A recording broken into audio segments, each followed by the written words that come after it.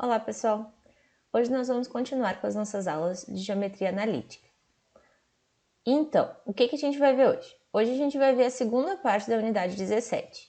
Para quem não viu a primeira parte, eu vou deixar aqui em cima, nos relacionados, tá? A primeira parte, que é a minha colega Camila que está fazendo, certo? E essa aqui vai ser a continuação, então, da aula dela. Vamos lá! Bom, então a unidade 17, a gente vai começar na 17.3, que é a equação cartesiana do plano. E o que seria uma equação cartesiana do plano? Vamos lá, então. Seja π o plano, que passa pelo ponto A, e é normal ao vetor U. Então, vamos ver o desenho aqui, ó. Então, o que a gente tem aqui? A gente tem, vou pegar o azul, o U, que é o nosso vetor normal ou plano, o plano π, e o ponto A, que pertence ao plano, tá? Vamos lá. Então, se o P, que é esse outro ponto aqui, pertence ao plano também, então o AP, esse vetor aqui, que vai ficar horroroso, tá? Esse vetor aqui, ele vai ser perpendicular ao U. Por que ele vai ser perpendicular ao U? Ué, porque se o U é normal ao plano, né, ele é perpendicular a todos os vetores que fazem parte do plano. E isso quer dizer também que, se eles são perpendiculares, que o produto interno do vetor AP com o U vai ser igual a zero. Bom, se a gente botar em coordenadas, chamar o A de x0, y0, z0, o U de ABC e o P de x, y, z, a gente vai ter que o produto interno, daí agora com coordenadas, né, do vetor AP com o vetor U vai ser igual a zero. E fazendo essas contas, né, a gente vai achar o AX mais BY mais CZ vai ser igual ao AX0 mais BY0 mais CZ0, certo? E o que isso significa? Significa que o P vai pertencer ao plano se e somente se as coordenadas satisfazem a equação cartesiana de π. Então, o π vai ser dessa cara aqui, ó, vai ser AX mais BY mais CZ igual ao D, onde o U vai ser o vetor normal ao π, né, ao plano, e o D vai ter aquela cara ali que a gente tinha visto no slide anterior.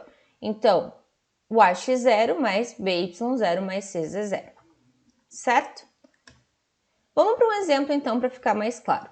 Determine a equação cartesiana do plano π, que passa pelo ponto A, 1, 1, 2, e é normal ao vetor U, 1, 2, menos 3. Bom, o que a gente pode fazer primeiro? A gente pode começar fazendo o D, porque o D é fácil da gente descobrir. Lembrando que o D vai ser da forma AX0 mais BY0 mais CZ0. Então, quem é o A? O A é o primeiro termo do U. Então, 1 vezes o 1, que é o primeiro termo do A. Depois, mais 2 vezes o 1 e mais menos 3 vezes 2. Fazendo essa continha, a gente vai ter que o D é menos 3. E agora basta substituir o vetor U no nosso plano. Então, ficou 1x mais 2y menos 3z. E aí finaliza colocando o D aqui, certo? Que a gente acabou de achar. Vamos para outro exemplo, então. Agora encontre a equação cartesiana e as equações paramétricas do plano π, que contém os pontos A, B e C. Então, por onde a gente vai começar? Bom, a gente vai começar fazendo os vetores AB e o AC. O AB, vocês têm que lembrar disso, né? Então, 4 menos 1, porque pega o do B, menos o do A. 0 menos menos 1 e 1 menos 3. Vamos achar que o AB é 3, 1 menos 2. O AC, mesma coisa, só que agora C menos A. Então, 2 menos 1, 1 menos menos 1 e 3 menos 3. Então, a gente vai achar que o AC é 1, 2 e 0.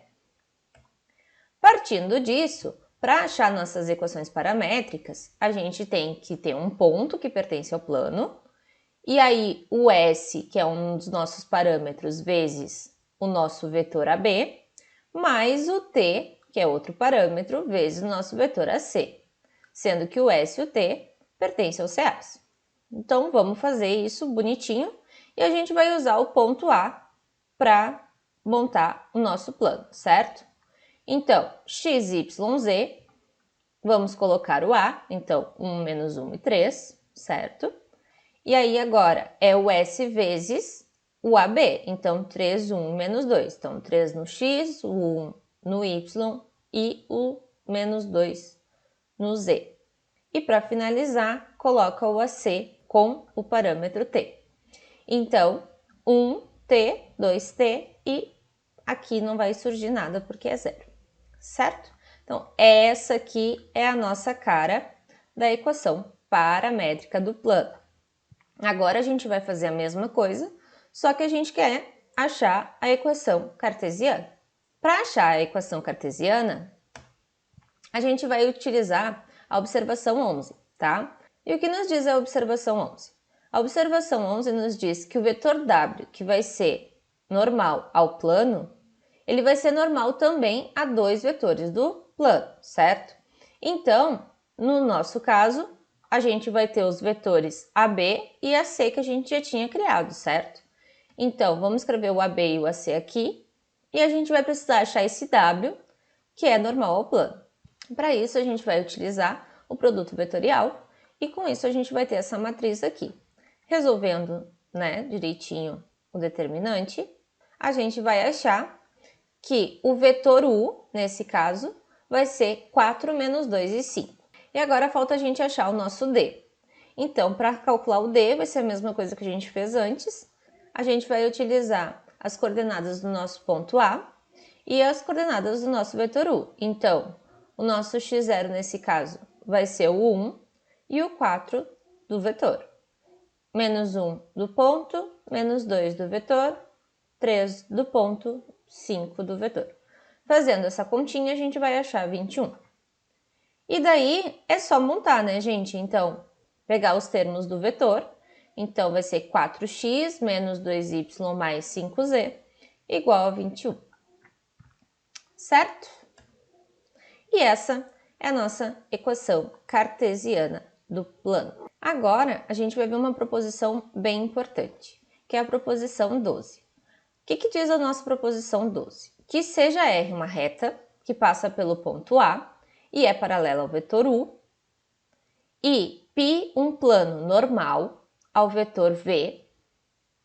Então o que está dizendo aqui? Está dizendo que a gente tem uma reta paralela ao vetor U, certo? E a gente tem o plano π e o vetor normal ao plano π, que é o V. E a gente vai relacionar essas duas coisas. Então, a gente pode afirmar que a R vai estar contida no plano se e somente se o vetor U e o vetor V forem perpendiculares e o ponto A pertence ao plano. E aqui temos uma figura para nos ajudar. Então, assim, o que quer dizer isso? Que a gente tem os dois vetores perpendiculares, certo? E o A pertence ao plano. Se o A pertence ao plano, a gente vai ter que essa R vai fazer parte do plano também, ok? B. A interseção da R com o plano π vai ser vazia se e somente se o vetor U for perpendicular ao vetor V e o A não pertencer ao plano. O que significa isso? Então, da mesma forma que nós temos o plano em rosa aqui bem aqui embaixo, certo? Então, de novo, o V e o U são perpendiculares, mas dessa vez o nosso ponto A não faz parte do plano. Se o vetor A não faz parte do plano, então a nossa R ela não está contida no plano e a interseção entre a R e o nosso plano é vazio. E o C, que diz que a interseção da R com o plano vai ser um único ponto, se e somente se o vetor U não for ortogonal ao vetor V, então eles não podem mais ser perpendiculares, certo? E aí aqui o desenho mostra, quando eles não são perpendiculares, o V continua sendo perpendicular ao plano, mas como eles não são perpendiculares os dois vetores, aqui vai cruzar nesse ponto D, certo? E o nosso A vai estar lá em cima, por exemplo. Perfeito? Vamos para algum exercício do livro, então. A gente vai resolver agora o exercício 8, que faz parte do capítulo 17, mas está na parte 17.4, tá? Então, vamos lá. Seja R uma reta que passa pelo ponto P e é paralela ao vetor U, né? O vetor U, 1, menos 1 e menos 2. Determine as equações paramétricas e cartesianas do plano π que contém a reta R e o ponto Q. Então, a gente vai começar resolvendo a parte das equações paramétricas, certo? Então, a gente vai utilizar o U, né, que a gente já tem, que é 1, menos 1 e menos 2. E a gente vai ter que criar um novo vetor também para conseguir fazer as nossas equações paramétricas. Então, a gente vai achar um V, que vai ser a mesma coisa que o PQ. E daí, para calcular o PQ, né? 0, menos 4, 3, menos 4 e 1, menos 3. Calculando, a gente vai ter que o nosso vetor V vai ser menos 4, menos 1, menos 2.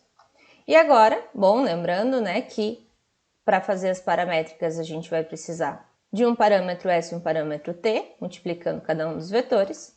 Então, como é que vai ficar? A gente vai usar como ponto, esse ponto A aqui que está dizendo, né? A gente vai usar o ponto Q.